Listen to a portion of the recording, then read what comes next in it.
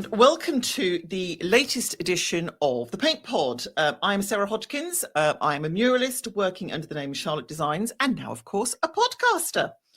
Welcome to this latest edition of the Paint Pod, where we dive into the vibrant world of art through chatting to amazing artists about their life and their work. Now, today, my guest is the wonderful Amanda Rackowe, and I've been really looking forward to talking to Amanda because we actually had a chat. God, it's probably about a month, 6 weeks ago now. It's actually quite a while ago. I don't know where this year has gone, to be perfectly honest with you.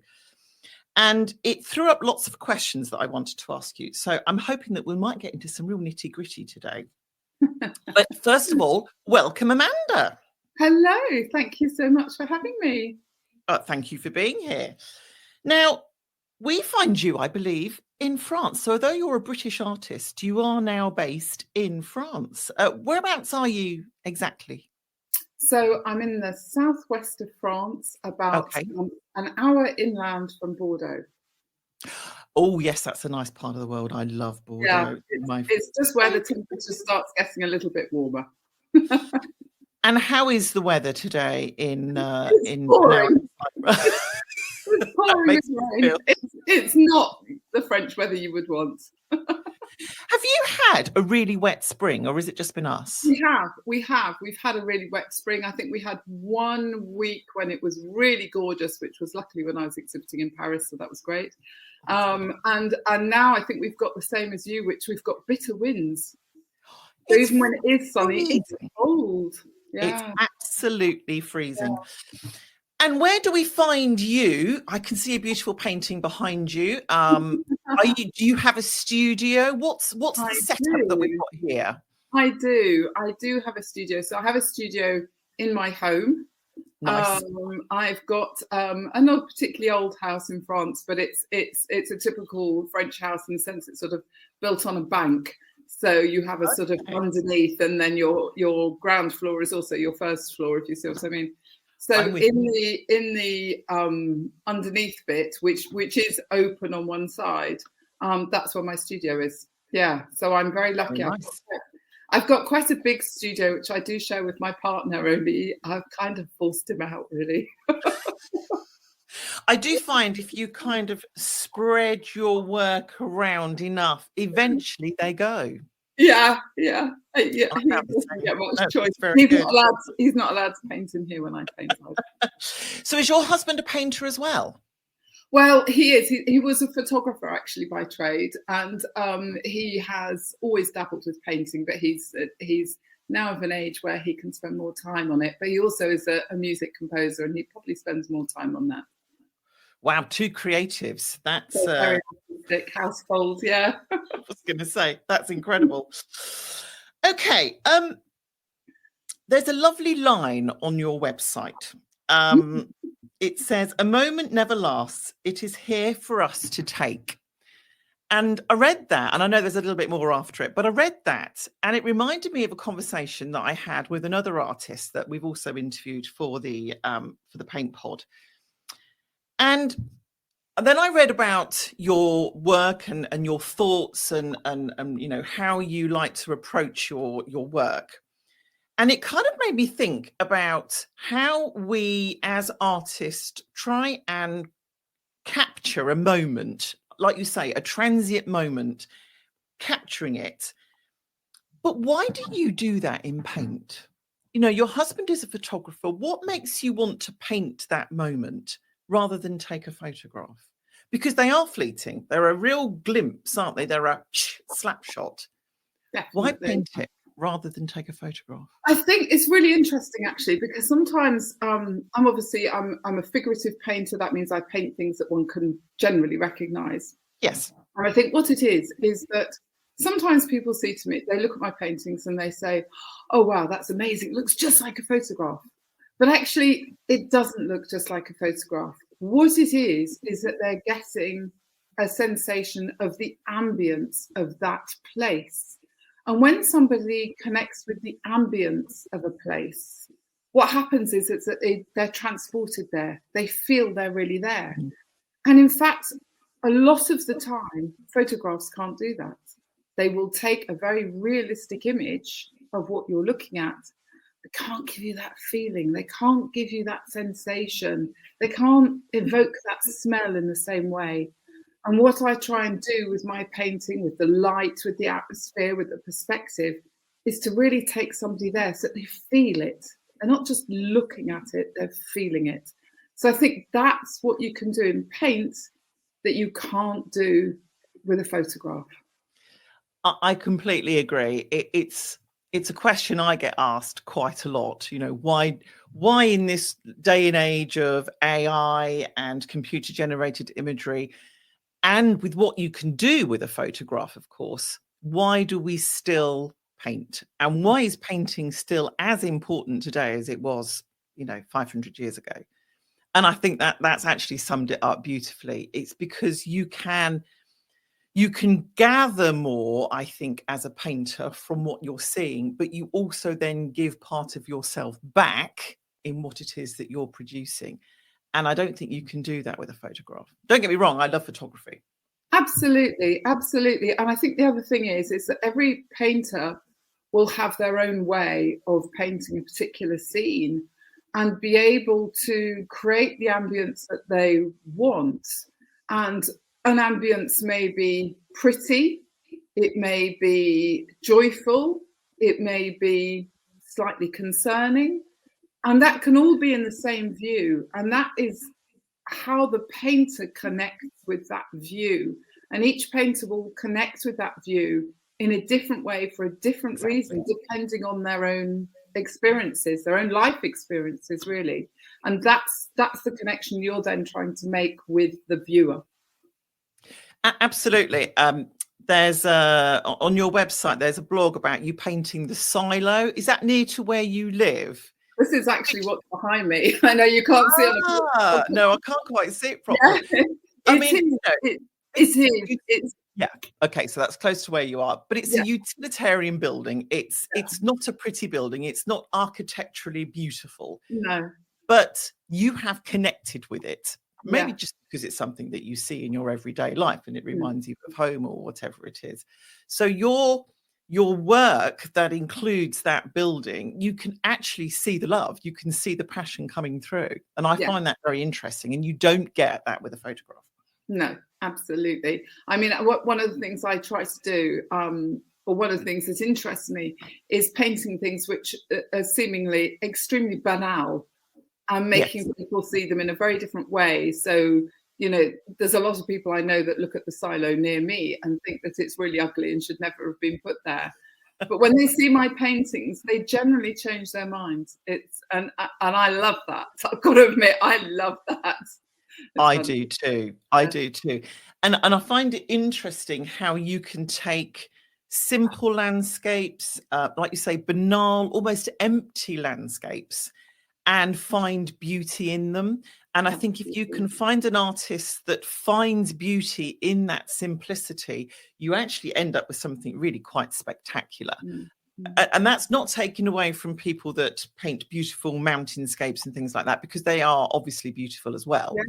But there is something about taking, like you say, a simple, empty landscape and finding the joy, finding the beauty in it that I find very exciting. And that's one of the reasons I love your work, is because it's a little bit left of field, which I quite like.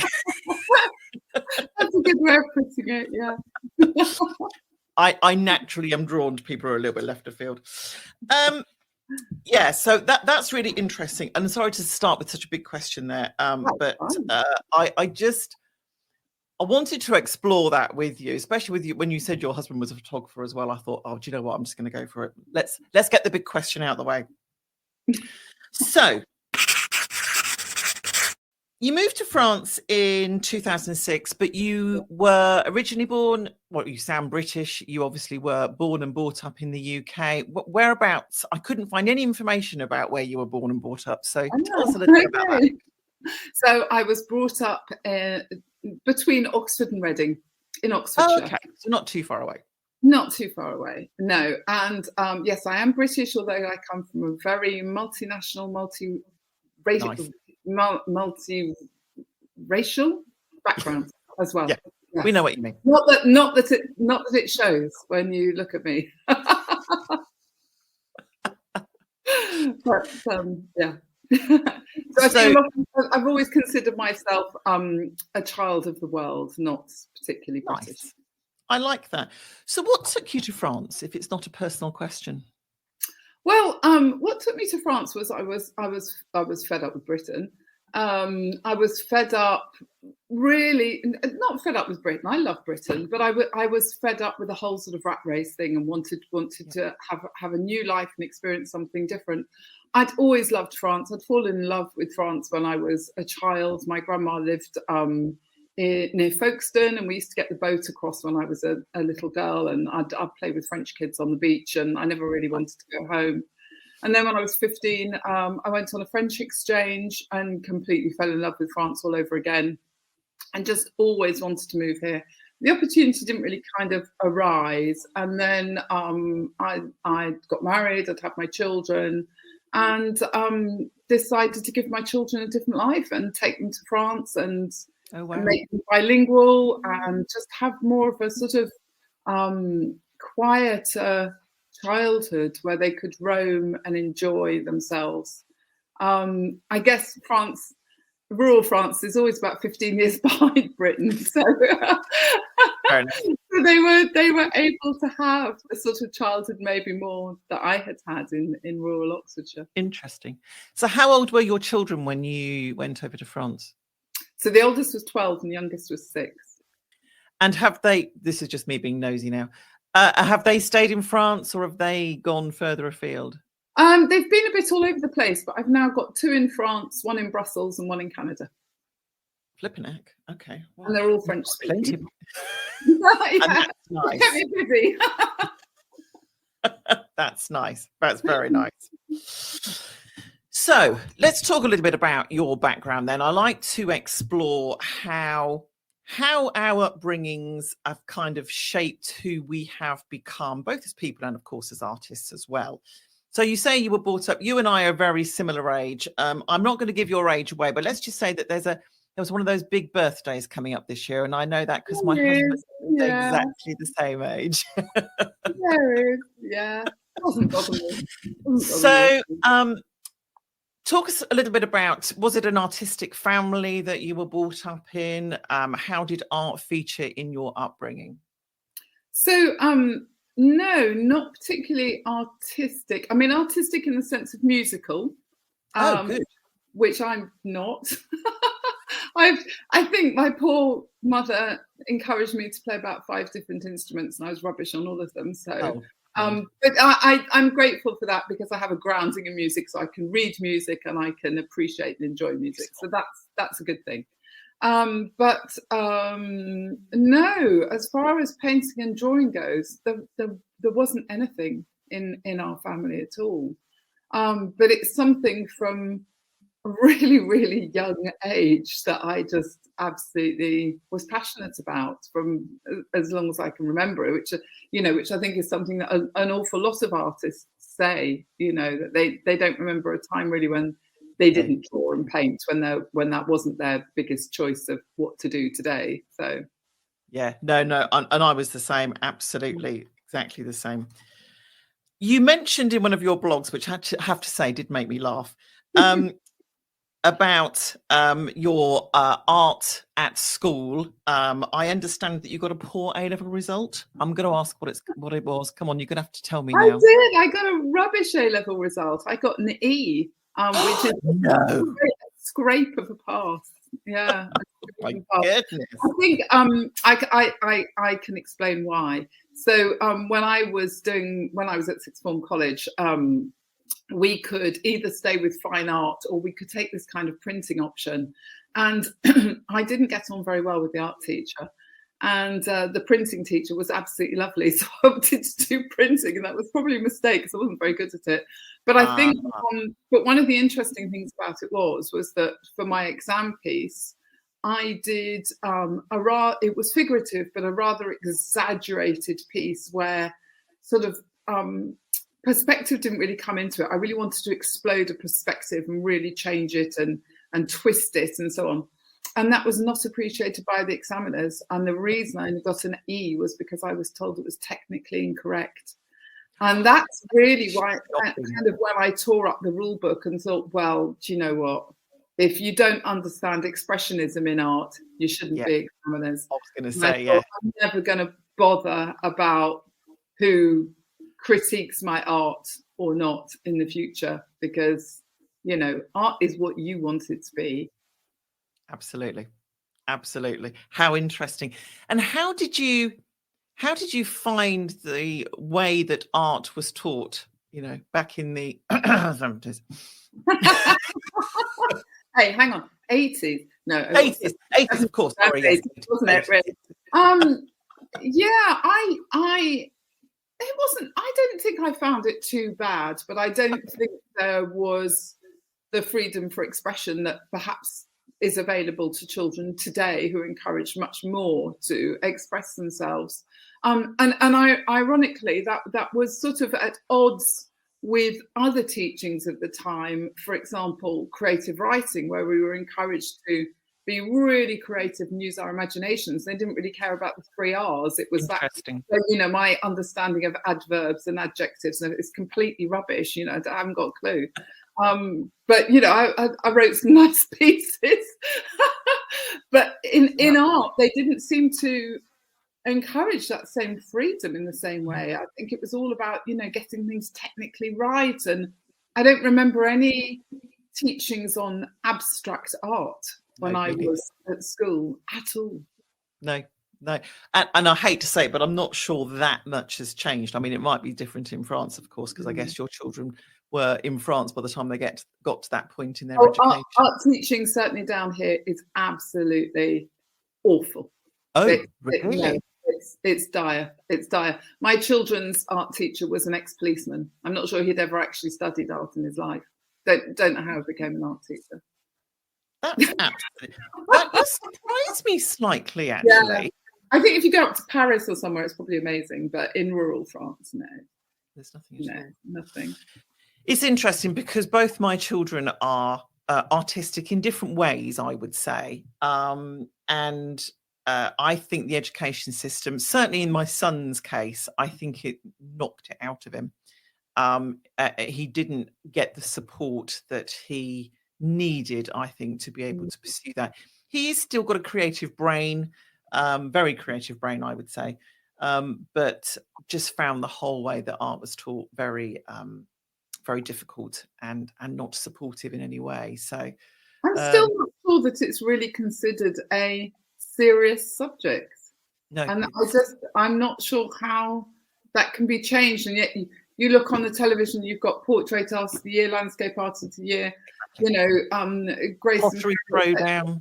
Yeah, and everybody loves that. So why is it still not considered as a serious option? I don't get it. As a slight aside, I did think COVID might change that, because two things happened in COVID. Obviously, the technical side of life, if you like, went on at a pace, because suddenly everyone had to be worked and educated at home. So the whole, you know, Zoom and all of that kind of stuff just went mad. Absolutely. But the other thing is we needed entertainment, because the real world was so horrendous that we all clung on to music, to art, to any kind of creativity, to books, to games, to keep ourselves sane, really, as much as anything. Yeah. And I thought that the knock-on would be that it would be taken more seriously, but it doesn't seem to have happened. No, the habits don't change overnight, do they? Yeah, that's still on my hit list, I have to say. But anyway, let's move on from that a little bit. So you went on to study theatrical lighting. I did, yeah. Slight departure. Go on, tell me how that happened. Well, that was kind of an accident, really. So when I was living in Oxfordshire, like you do as a teenager, you go and get yourself a Saturday job. And I went to work in the local theatre, which was the Hexagon Theatre in Reading. Yep. And worked in a cafe. And but I got to know everybody, obviously, who worked there. I got to know all the technicians. So I was always kind of hanging around backstage and you know, I've got into going to concerts and gigs and everything free, obviously, because I worked there and I knew people in the right places. So I had a great time, and I realized I really loved the whole kind of theatre atmosphere. I think at the time I wasn't being particularly encouraged to follow an art career. You know, it was the usual story of, you know, you can't make a living from it. And so I was looking for some other line of work that was still artistic, but, you know, that perhaps I could get employed at. So I decided that I'd become a set designer. So from having that time in the theatre, I then eventually went to college and did a theatre production and stage management course, which involved lighting and costume and set design, etc.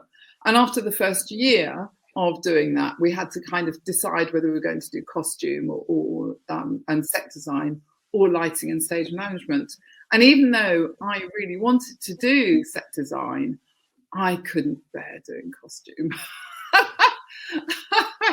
I couldn't see myself sitting in what was called wardrobe, where you know, learned how to make costumes, with all the other girlies discussing the price of butter. And I just thought, no, I can't do this. I need to be with the boys. Boys are much more fun. So I joined the lighting side and loved it. And I, you know, very proud to say I did really well in it. We were a much smaller group, very close knit group. Yeah.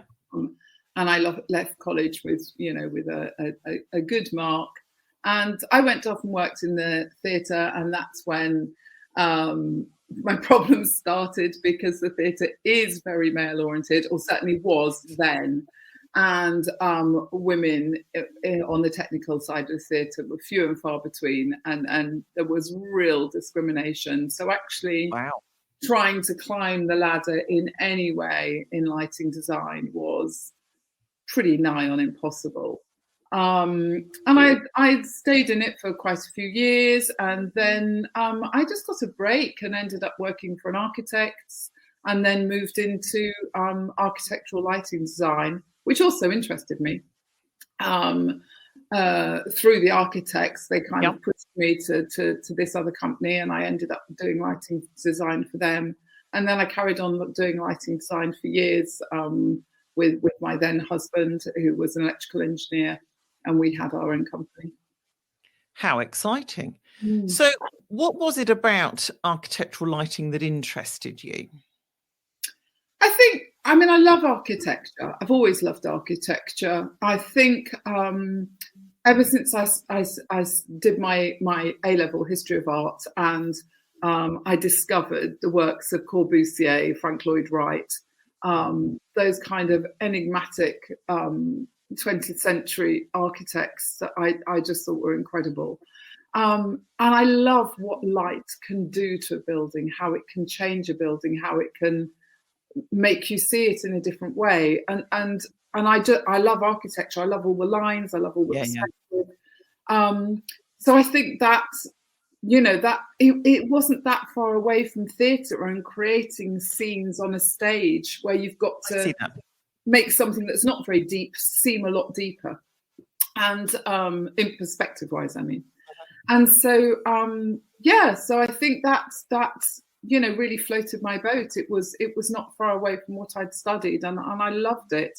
And I loved learning about different colours of light and how building would change depending which light you used on it, things like that. So it was like painting, but you painted with light. Yeah, that's really interesting, isn't it? Because my background is interior design, obviously, which has a relationship to what you did. Absolutely. And I used to love how light could completely change a room, make you look in a different direction, make it feel a different temperature, a different size, shape even. Yeah, it's really important. It's really important. Lighting can much more important than people think. Yeah, totally change the ambience of an interior, or how a building is perceived from the exterior, whether it's inviting, whether it's pushing you away. how warm the light is, how cool it is, where it's positioned, etc. It is massively important. Yeah, no, I completely agree, and it is something I'm interested in. I don't have your it was never my favorite part of interior design, but I did appreciate how important it was. Yeah. So you were obviously working very hard at that point. Were you painting then as well? Was that something you were doing on the side? Yeah, totally. I could never not paint. I wasn't selling them. I wasn't doing anything with them, but I was always doing little sketches and little paintings and so on. And I suppose when I was about 21 that I really decided to have a dabble with oil paints, and I did my first. Well, it wasn't my first oil painting. My first oil painting, funny enough, was when I was 14. And somebody gave me a kit. It wasn't a painting by numbers, but it was a kit where you had a painting and then you had the little pots of paint, and then it gave you sort of ideas as to how to paint this picture to be like the one on the box. Oh, cool. And I actually did quite a good job. I was really pleased with myself, and I took it into my art teacher to show her. And you know, obviously this is when I was at secondary school, and she looked at it and said, "The sky's a rather Wedgwood blue, isn't it?" And that was my first, like, do you know what? Can't be bothered with art teachers. But I wouldn't any of us an artist.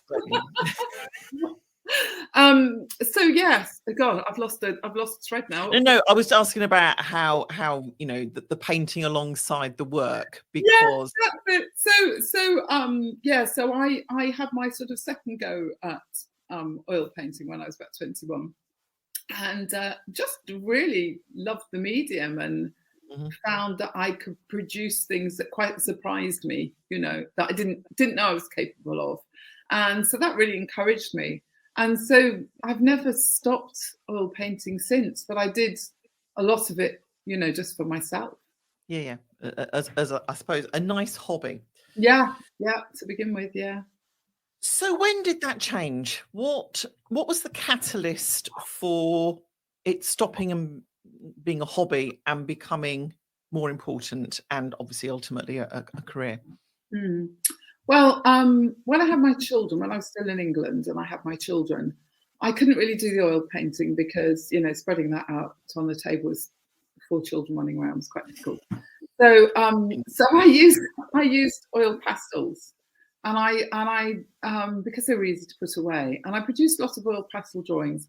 And I used to run a craft fair in my local village every year to raise money for our playgroup. And I exhibited my art at that, and I sold loads. And I thought, you know, this is interesting. People obviously like what I do, and so that encouraged me to do more and more. Yeah. But it wasn't really until I moved to France that I had the opportunity more to. The children were older; they were at school all day, to do that. And it was by chance. I moved to France 2006 and 2007. It was by chance a little gallery opened near me, and right at the beginning I went in, I said, look, you know, I do a bit of painting, would you be interested? And she said, well, show me something. And I just painted this. I'd been to an exhibition, I can't remember where it was, maybe the National Gallery, but it was William Nicholson, who was father of Ben Nicholson, who's the most incredible painter. And I'd been to an exhibition of his, and I was like, I want to learn to paint like that. I just think, yeah. And I painted this huge painting of a bit of my house with, you know, some pots and what have you. So I took this painting along to her, and she loved it. So she said, yes, it stuck in the gallery. And the gallery opened, and it was the first painting in the gallery that sold. And I sold it for what I thought back then was mega bucks. And I was so astonished.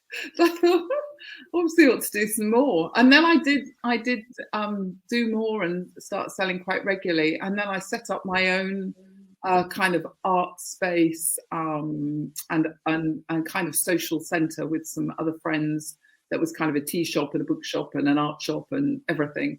And I sold very regularly out of there for about 6 years. And then I set up my own studio. And I guess that sort of gave me a reputation in the area of being a local artist, and I was selling my work regularly, and it's just sort of gone on from there. Because you've done a lot of solo exhibitions and exhibitions throughout France. I mean, there was an enormous list of places that you've exhibited in France, and of course further afield as well, but mainly in France. Yeah.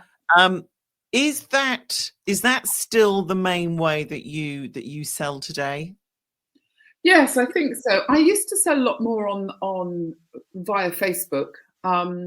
I just think, as everybody is complaining, and particularly artists, the way the algorithms are going now, that's not happening in the same way. Although I've still got, quite a big following on Facebook. But what social media is useful for is that gets people to my exhibitions. And it's really at my exhibitions that I sell.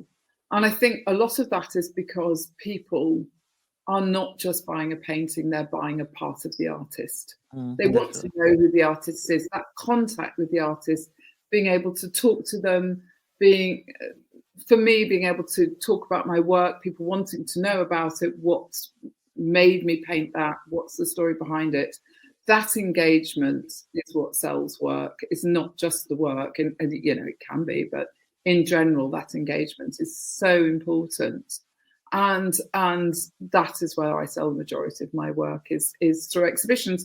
And then usually through those exhibitions, I end up having collectors who may have bought their first piece through an exhibition, but will come back to me and buy subsequent pieces afterwards. So do you keep in touch with people that buy from you? Have you got a mailing list and those sorts of things? Yeah, I have. I'm not quite sure how many people actually open it.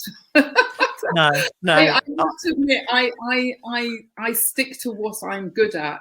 So I actually have a couple of chaps locally who deal with my website and my newsletters. I write them and then I give them to them and then they send them out. And I don't know about statistics and stuff because that's not my domain. My domain is to put paint on a canvas. So I'm quite lucky in the sense I've got to that stage now where I can start farming certain things out. And I would really encourage artists, if you can afford it, to do it. It's nice to be in control, but if you can trust the people who are doing it for you, do that because it allows you more time to concentrate on what you're good at. And also you're giving employment to other people, so that's quite good. So how often do you paint? Are you painting every day? Pretty much every day. The days that I don't paint, it's because I've got administration to do, which is writing a newsletter, catching up on my emails, organising exhibitions, posters, whatever it is.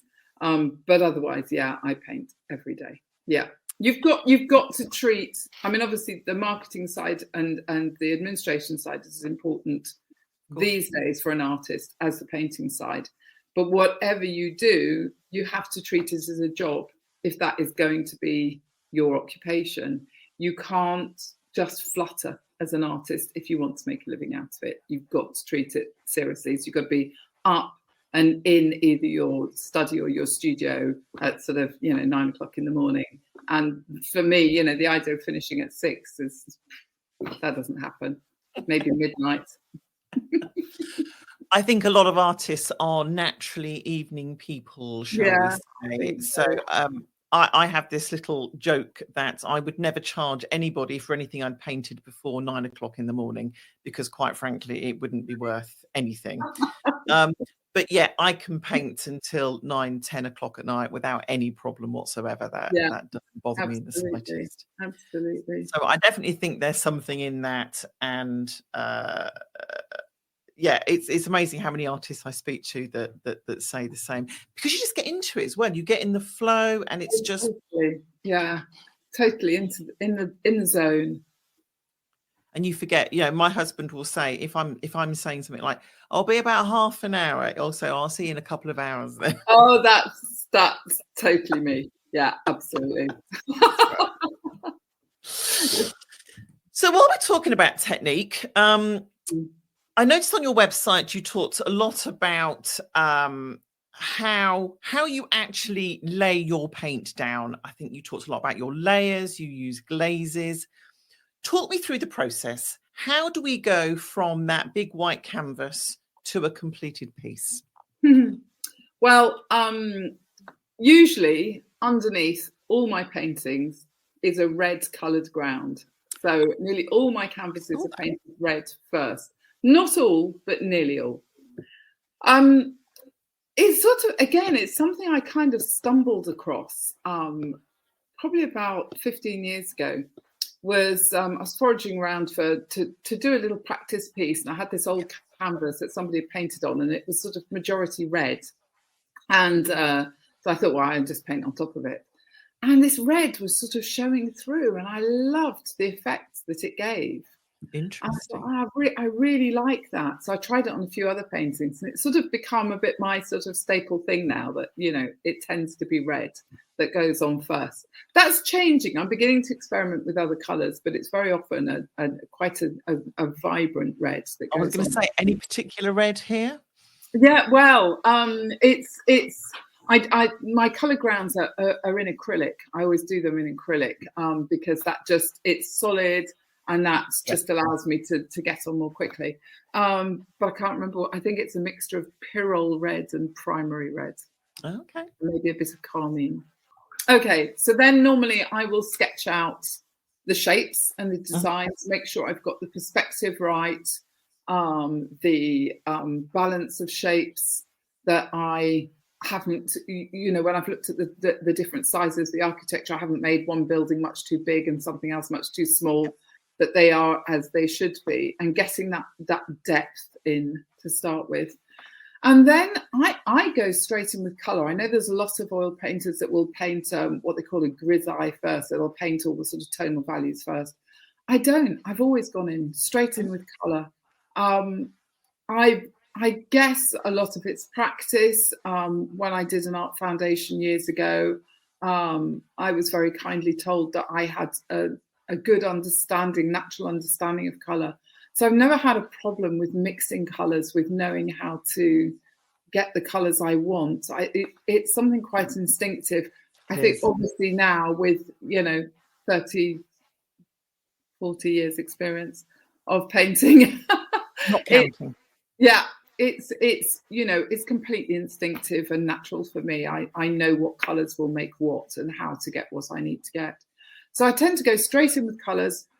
And then it's all, and that'll be the sort of overall colour. So something I talk about is dissecting colour, so that when you are, for example, if you're looking at a green field, okay, the field is green. But if you were to dissect what you're actually seeing before your eyes, what other colours are in there? What's underneath that green? You know, there's the colour of the red earth, there's some blues, there's some turquoises, depending on how the light falls. So I talk about dissecting colour, and when I dissect colour, I'm looking for the underneath colour, the colour that's right at the base. So I won't necessarily paint first the colour that you see, that if somebody said to you, what colour is that? And that the first colour that comes into your mind would be that. That's probably not the colour I'm going to paint first. So the colour I'm looking at painting first is what I call the vehicle, the underneath colour, the tones of what's going on. And then I'll use the glazing to bring up all the other colours on top. Interesting. Brain's going mad here. Do you know, it's almost taking me back to where we started with those simple, banal landscapes.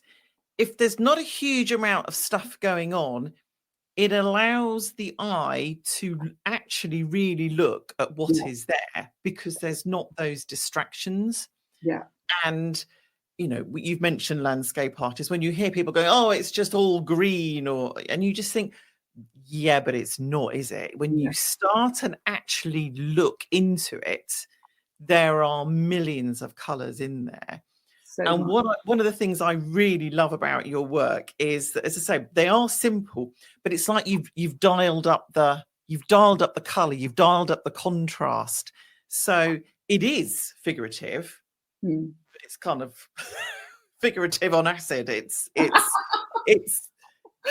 got something more to it, and that's probably your personality coming through it. I don't know, but that's what I find really interesting. So it's interesting how you work that way,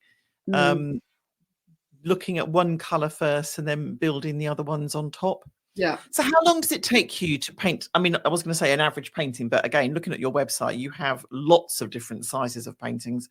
So how long does it take you to paint a, I don't know, let's say 60 by 60 centimeter painting, roughly? I haven't got a clue. Oh, okay, fair enough.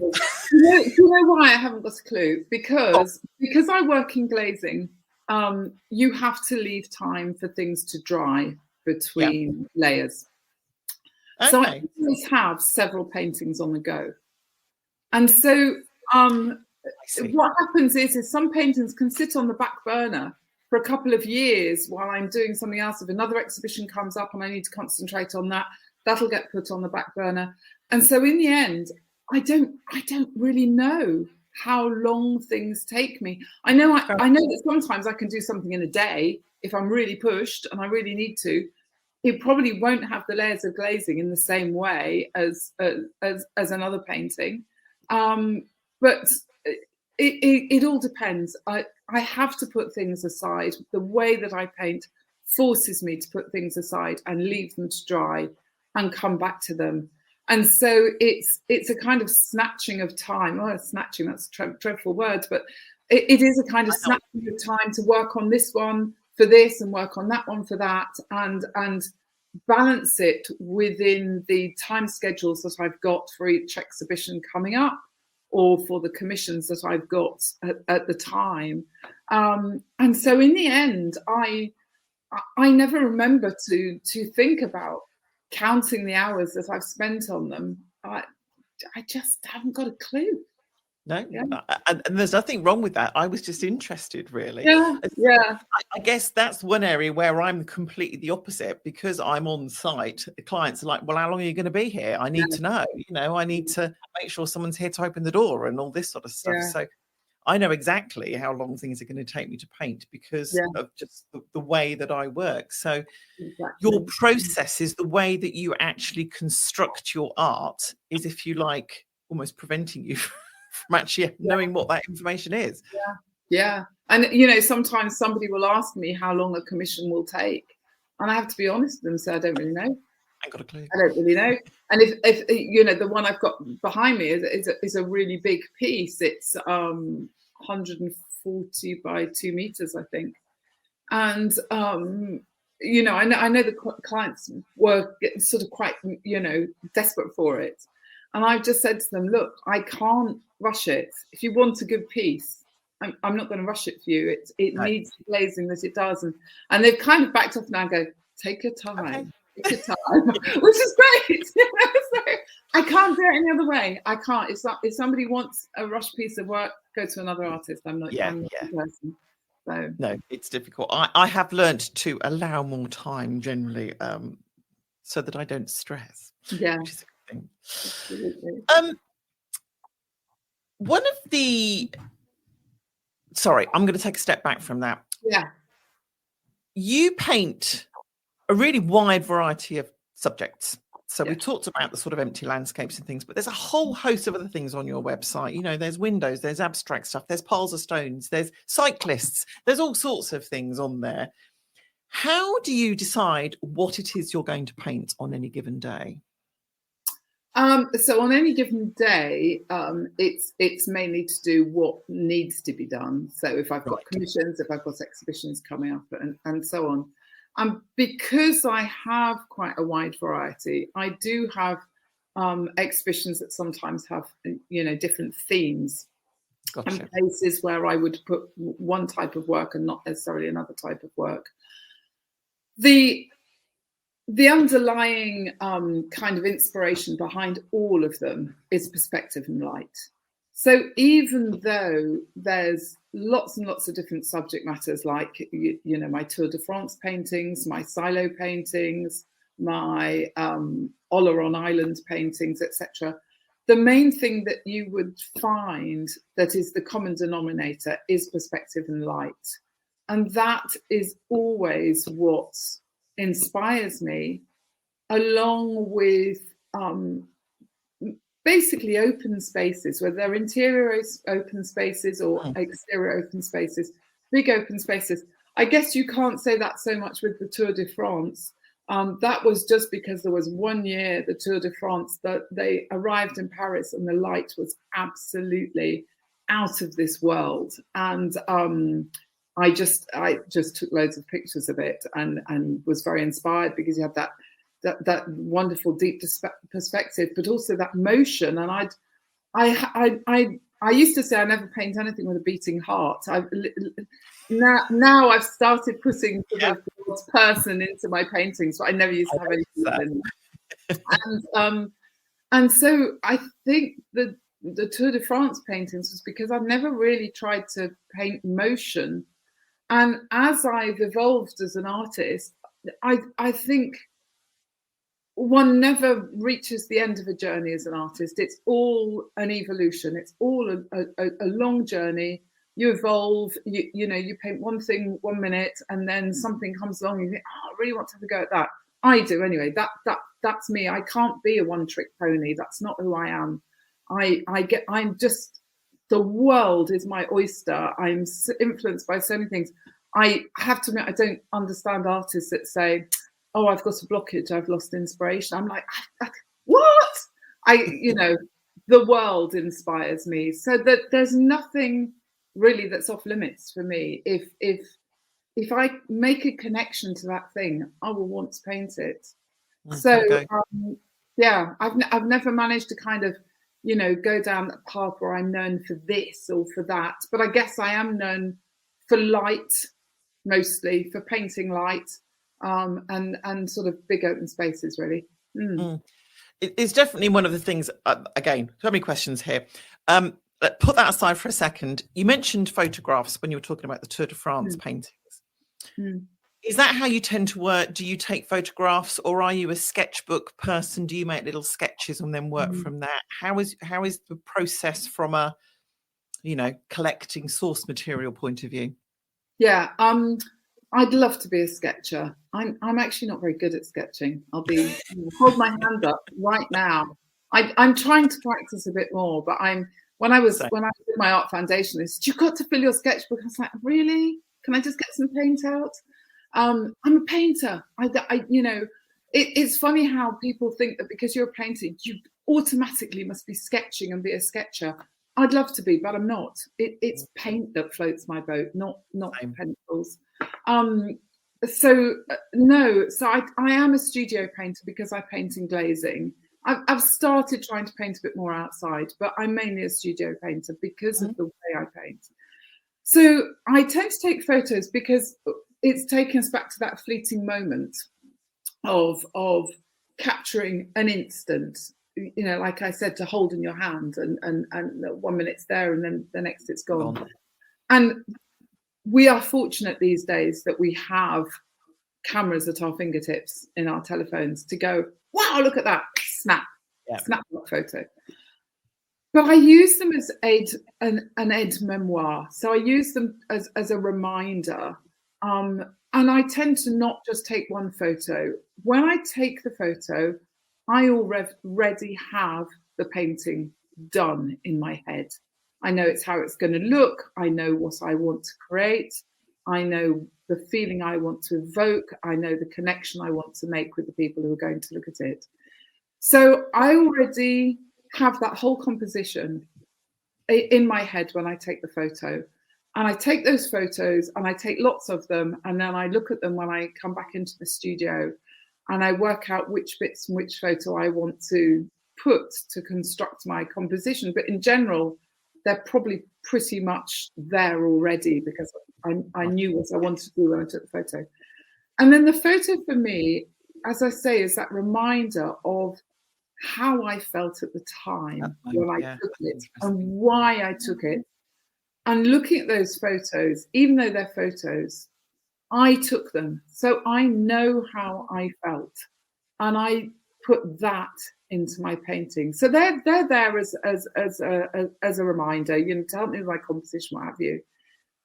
But actually, then I can change the colours. I can make them how I want. I can up this. I can down that. And most is putting my soul into that picture. That means that it's no longer a photograph, that it has something else in it. So that's how I work. How interesting. And do you actually have the pictures sitting there, or are you somebody? So what the thing I do, a bit weird, is I'll look at the pictures, I'll maybe study the pictures, but then I will paint without the pictures there. I don't know if that's normal or not, but anyway, that's what I do. Yes, I do. So I mean, I use them up to a certain point, and I will keep referring back to them during my process. But a lot of the time, the colours on the photos are not necessarily that good. You know that with with a phone camera, they're great, but what you look at there and what you've got on your phone is not always the same. Luckily, I think I've got quite a photographic memory that I remember how the light really was when I was there. So, the photographs are a reminder, but then it's what's in my head that actually ends up going into canvas. So yeah, I often will then put them aside. And also I think I will use, other influences from other favorite painters to look at how they've done things. And what I would like to put in mine that might be a similar technique, or I think looking at other painters and learning from them is not cheating. I think it's a really important part of a painter's process. Definitely. I mean, and that sort of leads me nicely on to my next question, which was your current influences. You've mentioned Ben Nicholson before, but who else do you admire? Whose work do you sort of seek out and go and see their exhibitions, etc.? Yeah, not Ben Nicholson. He was a sculptor. William Nicholson, his father. It's his dad. Yes, I'm sorry. You're right. Sorry. So, like many painters, the Impressionists are incredible, aren't they? You can't. I love them. Whether it's your thing or not, they are incredible, and their way of painting is amazing. But perhaps some of the sort of lesser known painters that came out of that, like Felix Valentin, Albert Marquet, they're people who are perhaps lesser known. They're not the names that roll off the tip, but they are amazing painters. But I love Utrillo. I also like the work of Bernard Buffet, which is very far from what I do. But then he's got a kind of way of looking things, a slightly distracted, slightly distanced way of viewing things, detached, I suppose is the word I'm looking for, that always, speaks to me. So the first artist, I think, that I really, really was influenced by when I was about 9, arrived in the form of a birthday card for my mum. And it was Andrew Wyeth's Christina's World. Oh my goodness, look it up. It's got a backstory. It's absolutely stunning painting, and when you see it, you will understand why that's an influence for me. Sometimes I think just one painting can really spark something off in us, in our own art journey, and that was definitely the one for me. I still love it. And it's interesting because he was, I'm trying to think, he was a sort of contemporary of Edward Hopper, but I think maybe he was a bit later. I'm not remembering my dates of these two artists very well. But funny enough, loads of people, every single exhibition I ever have, people come up and say, "Oh, your work reminds me of that, that American artist. What's his name? Edward Hopper." Yeah. Which is really interesting because he wasn't and isn't an influence on me, but I understand what they're saying, because it's not the fact that I paint similar things to Edward Hopper. I don't at all. but the ambience that I put across in my paintings is probably very similar. And that is this slightly detached feeling. There's probably a feeling which you also get in Hopper, which is you're looking at something quite ordinary, but there's often a feeling of not being 100% comfortable. Like something's going to happen, like you're waiting for something. And that is an intrigue that I loved in Wyeth's work and is present in Hopper's work. Yeah. And I think I do put in my work, and certainly people have said that's what they see in my work. And I think that is one of the underlying things I look for to put in my work, a certain sort of feeling of a detachment where you're not even sure whether you should be there looking or not. Very good. I like that. I was going to ask you how you wanted the onlooker to feel, but you've kind of answered that question for me, really. That sort of detached, very slightly uncomfortable, but okay, that makes perfect sense. I think the reason that interests me and why I want to make that connection with people is because, I really admire people who make art to be joyous. And I think, these days, goodness me, don't we need that in the world? It's just not my thing. And I think that the interesting thing for me, maybe I'm a bit cunning, is that when people look at my work, depending how they connect to it, I get to know an awful lot about them. Awful lot, because people will either connect with it and be intrigued, or they might be disturbed, or they might not see it at all. That side of the work, and just see beauty in their eyes, because everybody sees beauty differently. But how people connect to my work and how the questions they ask and how they talk about it tells me a huge amount about them. And I love finding out about people. So that connection is very important to me.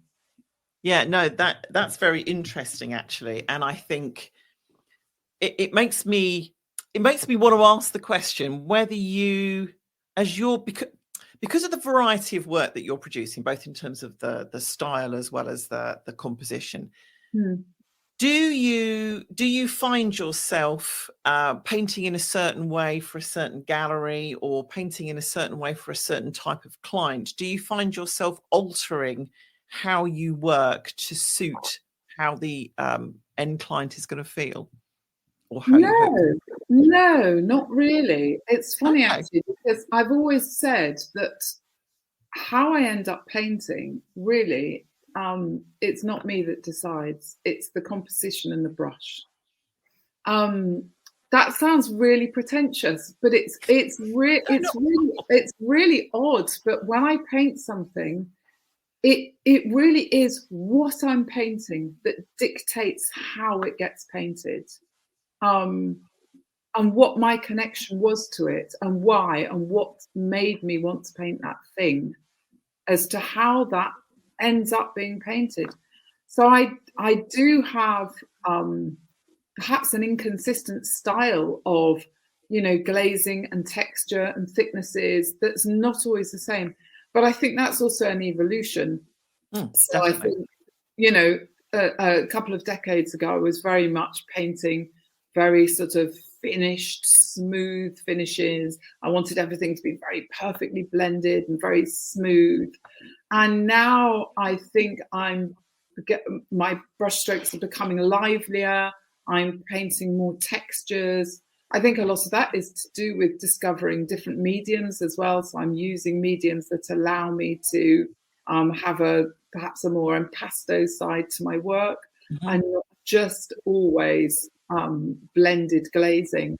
And I think that's the evolution of any painter. I think it's a shame where a painter becomes good at something so early, and they become known for that it stops them being able to explore other things. And maybe from that point of view, I'm glad that I'm where I am, and perhaps not in the upper echelons of somewhere much higher up where I'm expected to paint in this way, because I still have room to do what I want to do and experiment. I'm in a comfortable place. I have collectors, I have buyers, I live for my art, but I can still push all my own boundaries. And I love being there. That's really important to me. And that's very special, I think, to be able to have that freedom to, as you say, explore and develop, and continuing to push the boundaries of what it is that you're doing, try different things, see what you like, what you don't like. And because you have that safety net sounds wrong, but you know what I mean? You have you people that you know will connect with what you're producing, that you have the freedom to be able to do that, which is lovely. You know, one of the things I get, it's unusual for me to look at an artist's output and see as much variety as there is in yours. In fact, I'm probably the only other person I know who has quite such a massive variety. The reason that I have that is because I am solely commission based, almost solely commission based. So whatever the client asks for is what I do. And whilst there is a side of that that is frustrating because I'm not always getting to do exactly what I want to do, what it does do is allow me to explore and try things. And actually, I believe that that has been able to push me as an artist in perhaps a way I probably wouldn't have done if I'd just done whatever I wanted to do. I'm almost forced to try things that perhaps I wouldn't necessarily try. Yeah. Oh, that's really interesting. Yeah. I mean, I think for me, it's that I think there's always a want to be better. And I think, I think it's really good to want to be better. I think, you know, there's a lot of people, I know a lot of artists who get very frustrated. You say, I'll never be good enough. I'm, you know, I can't do that. I can't. But it's like learning the piano. You know, your first 2 lessons, you're not going to come out being able to play a fantastic Mozart sonata. You're going to get better and better and better. And you've got to keep practicing, and you've got to keep looking at different ways of doing things to get better and to evolve. And I think if you think you've arrived, you're stale. Yeah, you know, you'll stale out. You need to never arrive. So I wanted to finish up by saying about, you know, what's next, really.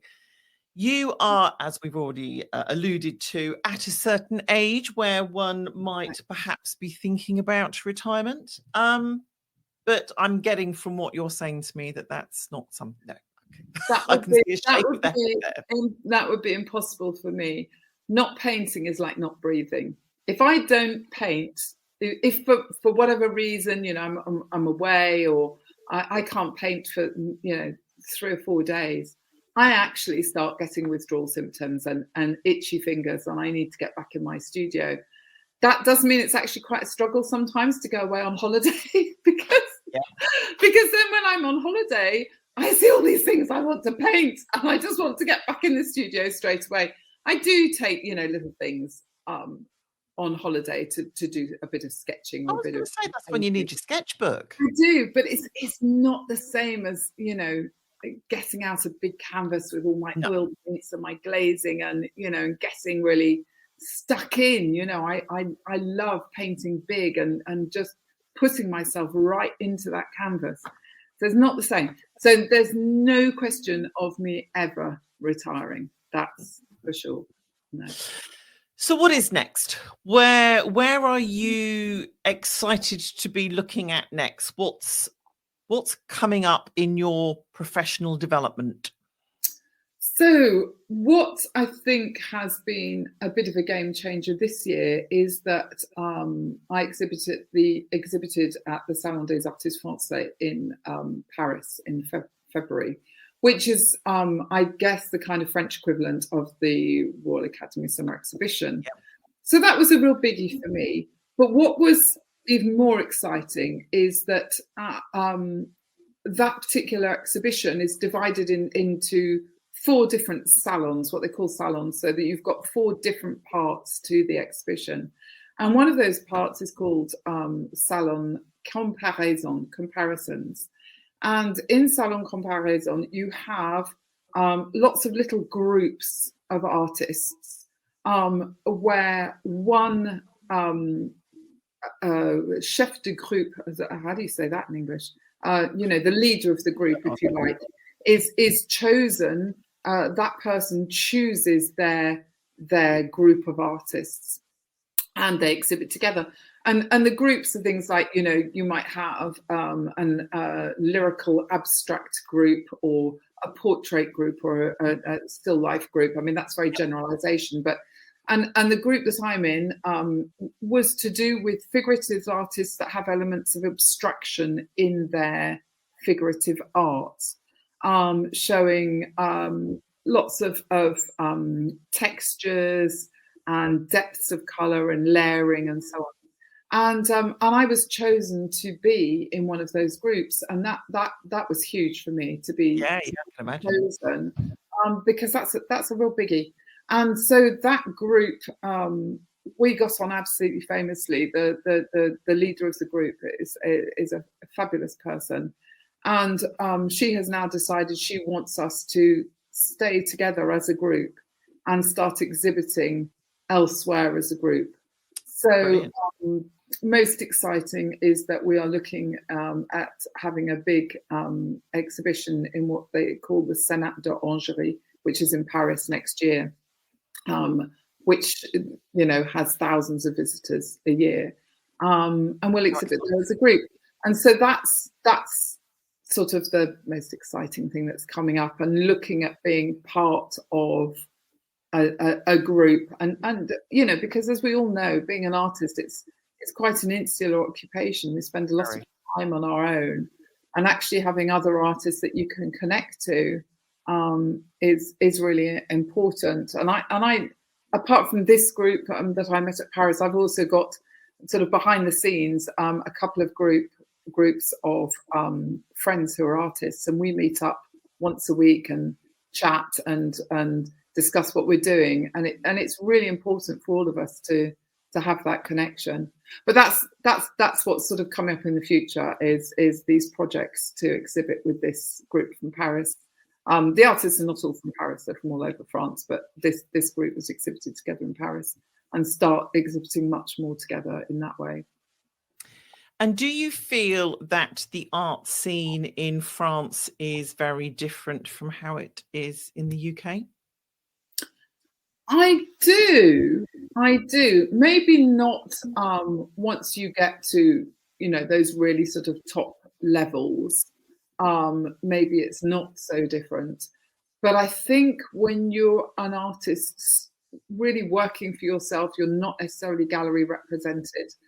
I think Britain now, from what I've seen, is much more buoyant, in the sense that I think a lot of artists are really taking the initiative to work together, to set up little pop-up galleries, etc., etc.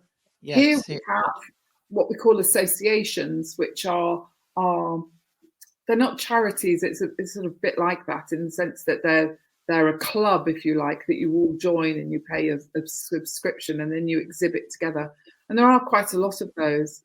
But what we're lacking here is exhibition spaces. Even 10, 15 years ago, there were so many more where you could, hire a little place here or there. And they're closing down left, right, and centre, because they were often run by the local councils, and the councils don't have the money anymore. They've closed them down, sold off those spaces for other things. So that's frustrating. You've got to think outside the box as to where you're going to exhibit and how you're going to get your art seen over here. Very interesting.